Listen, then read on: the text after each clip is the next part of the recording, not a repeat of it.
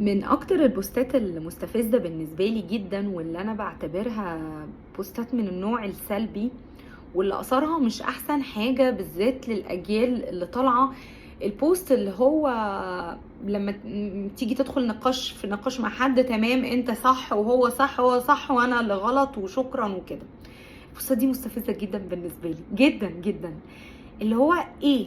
يعني ايه لما اجي ادخل في نقاش مع حد، ومثلا لو احنا ما اتفقناش او اي حاجه، يبقى انت تمام صح وانا انسحب؟ انا بالنسبه لي النوعيه دي من البوستات، او لو في حد فعلا بيعتنق الفكر دي، منتهى السلبيه، بجد منتهى السلبيه.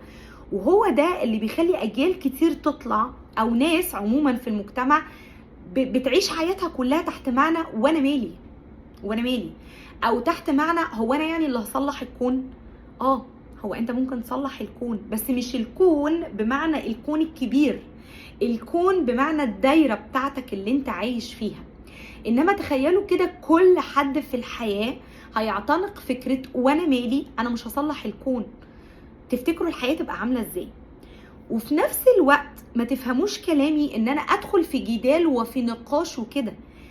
مهارة ان انت تقول رأيك وتسمع الرأي الآخر وتتقبل اختلاف الرأي، دي مهارة عالية جدا. احنا محتاجين نحاول ان احنا نتدرب عليها، ومحدش يقولي انا كبرت على ده، او خلاص بقى هو انا لسه هتدرب على حاجة زي كده. انا في نظري، يعني في وجهة نظري، مفيش حد للتعلم. انا طول ما انا عايشة في الحياة بتعلم، وانا بتعلم عشان اعلم ولادي واعلم الاجيال كمان اللي طالعه. مفيش حاجه اسمها ما تقبلش الراي الاخر، مفيش حاجه اسمها ما اديش نفسي فرصه اسمع الراي واعبر عن رايي. انا ما بقولش روح نتخانق، ولكن مهاره تقبل الراي دي مهاره مهمه جدا جدا جدا. وعلى فكره دي واحده من مهارات الذكاء العاطفي، بتبان قوي عند الناس اللي عندهم ذكاء عاطفي عالي. قد ايه هو عنده قدره على الاستماع، قد ايه هو عنده قدره انه يسمع الطرف الاخر للاخر، مش بهدف ان هو يهاجمه، بهدف ان هو كمان يوضح رايه. فازاي بقى نعمل الموضوع ده؟ اول حاجه لما يكون في مناقشه، اسمع، اتعود تسمع للاخر. والله انت متفق مع الرأي ده، بتثني على الكلام وبتوافقوا الرأي. طب انت مش موافقه على الكلام ده، بتوضح وجهة نظرك بمنتهى الاحترام والرقي. تمام؟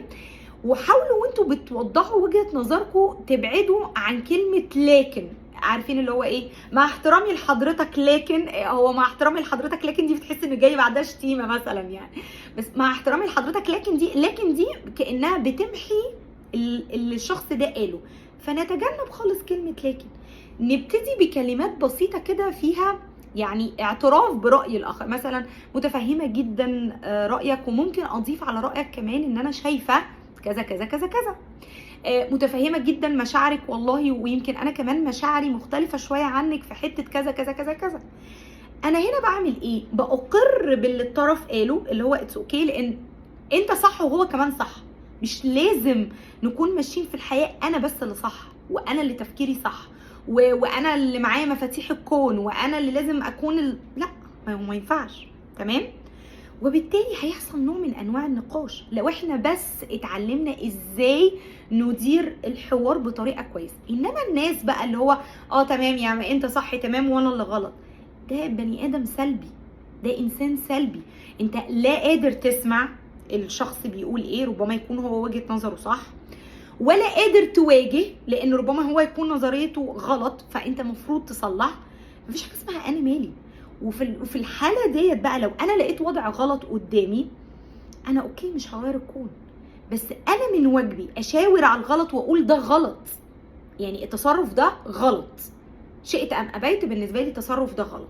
هتصلح مش هتصلح انت حر، بس رايي انا غلط.